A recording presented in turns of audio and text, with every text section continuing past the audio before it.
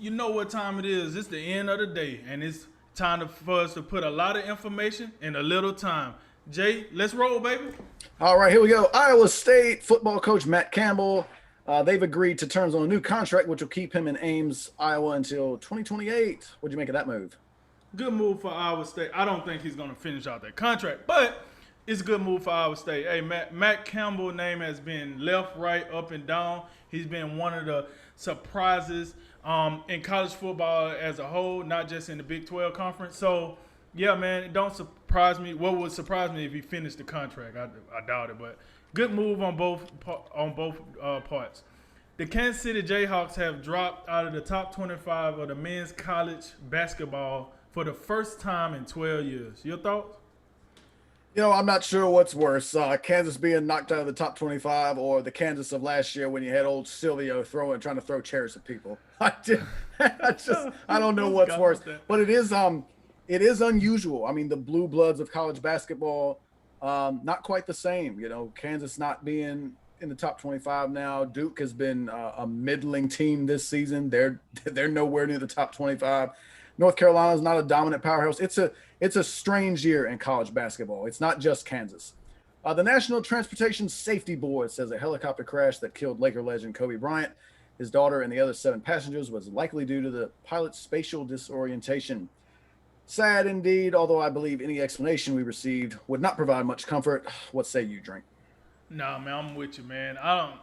What can you say? Unless you finna tell me Kobe Bryant walked out of the ashes, him and Gigi, and they just rolled off in the sunset. It's just somebody probably trying to cover their 5 cents by saying, "Oh, this what happened." But at the end of the day, he's still gone. His daughter's still gone. Those 7 passengers still gone. So, I guess thanks for the explanation, but it is what it is. The Broncos have released cornerback A.J. Bouye after only one season in Denver, in which Bouye only played in 7 games due to multiple injuries and a PED suspension. Do you agree with this move? I do. I don't think this is what we quite expected when we brought in A.J. Bouye. Just unproductive, unavailable, and almost it's looking like a situation where maybe the season before he cashed in with Jacksonville Jaguars. When he was a Houston Texan. That may have been the best of him. And I think the way the Denver Broncos are with a new GM and, I think they made some moves that looked like they were in a win now position with guys like Bouye and Jurrell Casey. But definitely after the way last season went, I don't disagree with this move one bit. The New York Knicks traded Dennis Smith Jr. and a 2nd-round pick to the Detroit Pistons in exchange for Derrick Rose, which reunites him with his former coach, Tom Thibodeau. The Knicks are currently 9th place in the East. Drink. Do you see this move catapulting them into the playoffs? They could. Let's be real here. We know what seeds 6 through 8 usually look like for the Eastern Conference when the playoffs roll around. So this is not a far stretch by any means. The Knicks are getting there with a losing record, or they can actually play better. But I would say this. I like the trade for both teams. Dennis Smith Jr., I don't think he was getting maximized with the Knicks. I think now he can go down to Detroit and actually get him another position other than a forward. And he might be able to put some life in there. Like I was saying earlier, I do think the Pistons are scrappy. They're not a playoff team, but they're scrappy. So I like the move for both teams. And yeah, man, why not? Why not let this be the year the Knicks make the playoffs and Derrick Rose get the glory? It's been a while. So, yeah, I like that. The Cincinnati Reds signed veteran lefty reliever Sean Doolittle to a 1-year contract after 4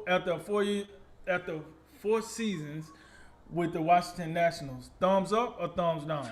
I give this one a thumbs up. It wasn't a great abbreviated season with the Nationals last season for Doolittle, but he's got a great track record as being one of the most effective left-handed relievers in the game, and those are hard to find from time to time in baseball. So I think this is a good move for the Cincinnati Reds.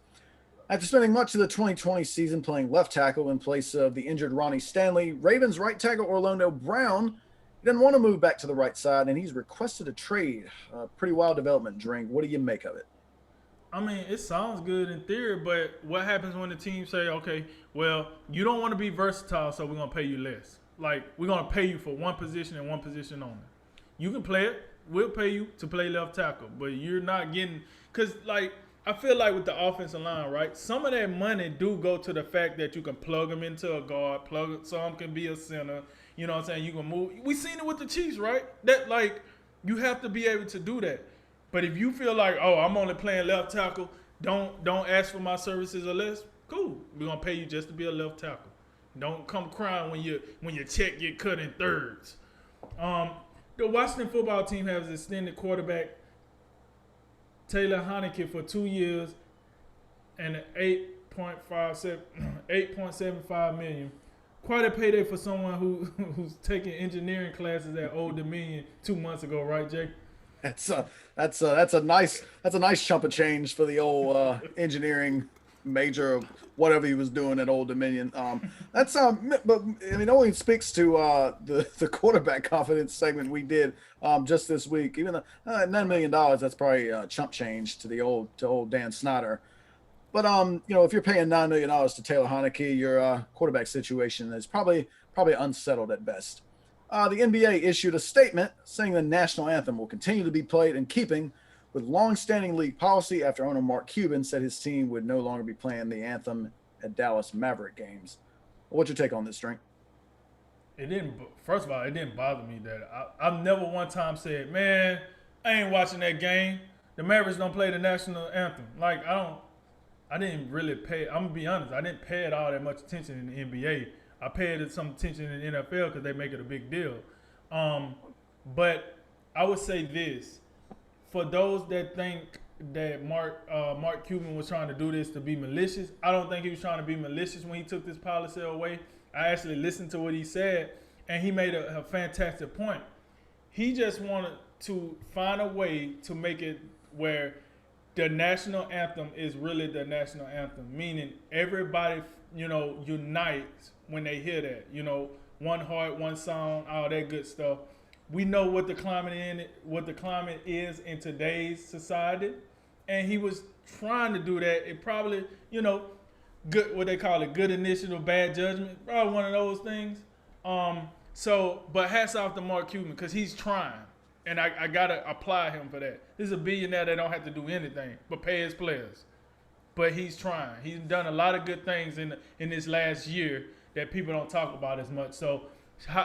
Shouts out to Mark Cuban, and we wouldn't be America if we didn't find a way to pick something apart, and now we're gonna pick this apart, the national anthem before NBA games. Last one, 76ers and Blazers tomorrow night from Portland. Who you got, Jay? Oh, well, that's going down in Portland, and 76ers, I think they're a little bit different team on the road, and with that in mind, I'll take Damian Lillard and the Blazers. And that concludes today's Drink of Wisdom. Thank you for joining us today.